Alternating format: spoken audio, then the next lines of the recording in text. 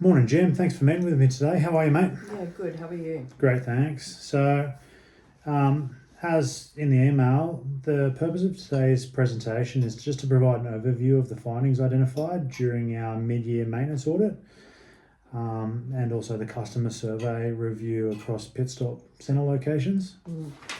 Just a bit of a presentation outline before we get into it. We're going to look at just some key maintenance activities and compliance issues identified.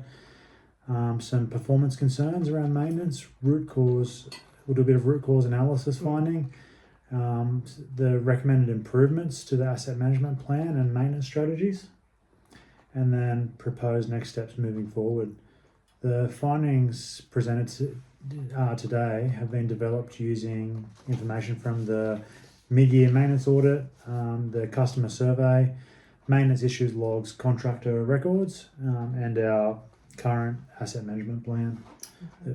So, all right, we'll jump into the presentation. So the first slide here is just a bit of an agenda, basically covering off the audit and customer survey findings, maintenance performance concerns, the root cause analysis, some recommendations, and then some proposed implementation following. So jump over to slide 3, which is the issues uncovered, and so this is built up from the audit and also the customer survey evidence. The key findings from this were big gaps in maintenance scheduling and also asset visibility, fuel system reliability issues, incomplete compliance documentation, late or incomplete maintenance tasks, and just staff training not being up to scratch, and some reporting gaps. The customer survey feedback also identified several operational concerns. So in Victoria, customers reported diesel pumps were regularly out of service, which is not great, and also the other report was slower fill rates compared to some of the competitor sites in the area. In Queensland, customers reported low fuel pressure performance, and one customer identified a potential calibration issue involving a 10-litre fuel container. So I think there's some calibration work we need to do there. Definitely. In New South Wales, customers reported bowsers were frequently unavailable during tanker refilling activities, which is obviously going to happen, but maybe we need to look at the timings around that.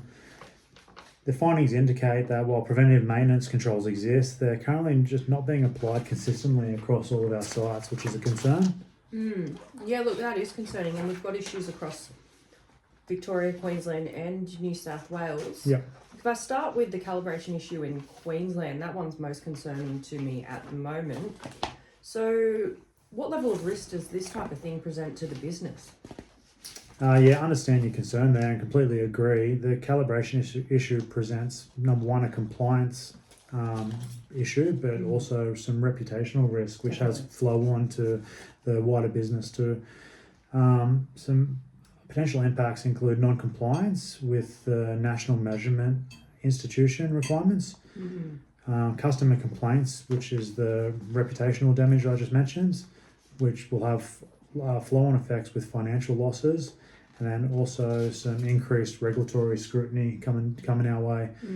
So I'd recommend that we just initiate an immediate investigation, get the specialists out for a recalibration, and then a verification of that, and also just re-verifying all of the affected fuel dispensing systems. Okay, sounds good. So if we move over to the next slide, this is,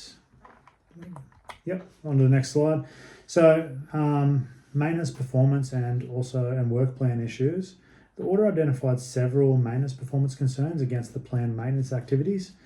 Some of these included preventative maintenance completion rates well below target.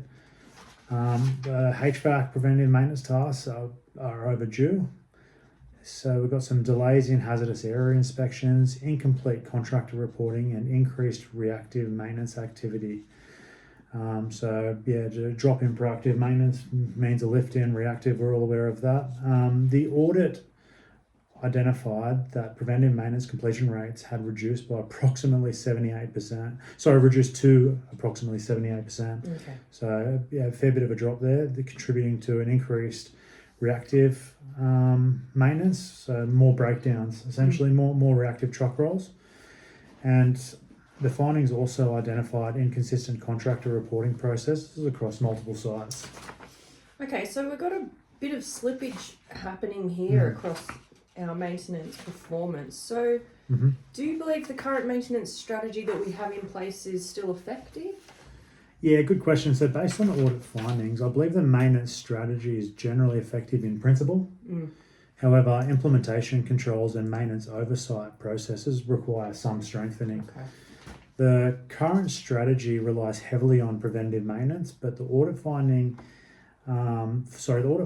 indicate that maintenance activities are not always completed consistently or within the required timeframes.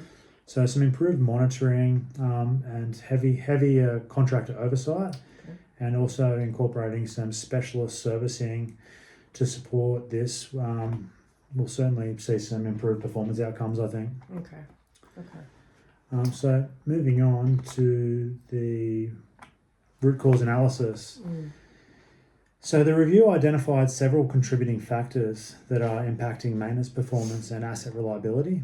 The primary causes identified were insufficient preventative maintenance frequencies for fuel systems, an over-reliance on reactive maintenance activities, limited OEM and specialist contractor engagement, incomplete asset data and maintenance visibility, and inconsistent contractor reporting and auditing, and then also operational planning limitations due to tanker refilling activities primarily.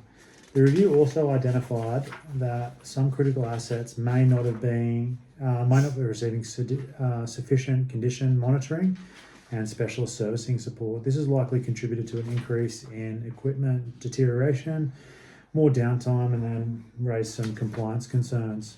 So based on the operational risks identified in the audit, would you like to support the fuel system reliability improvements and specialist servicing activities over lower risk maintenance activities within the current maintenance allocation? Look, I want to understand across all of those, what is our biggest operational risk? What's the big ticket item here if it was not addressed? Yeah, so the most significant impact, I think, would be an increase in critical asset failures. Okay. So along with compliance is heavily regulated in this industry, as you know. So potential impacts include fuel dispenser shutdowns, increased safety and environmental risk.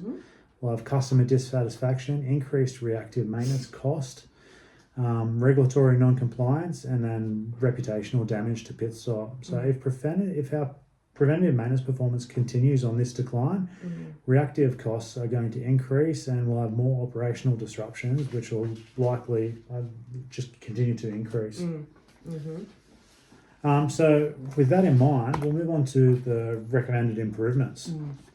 So several improvements are recommended to strengthen maintenance performance and improve long-term asset management outcomes.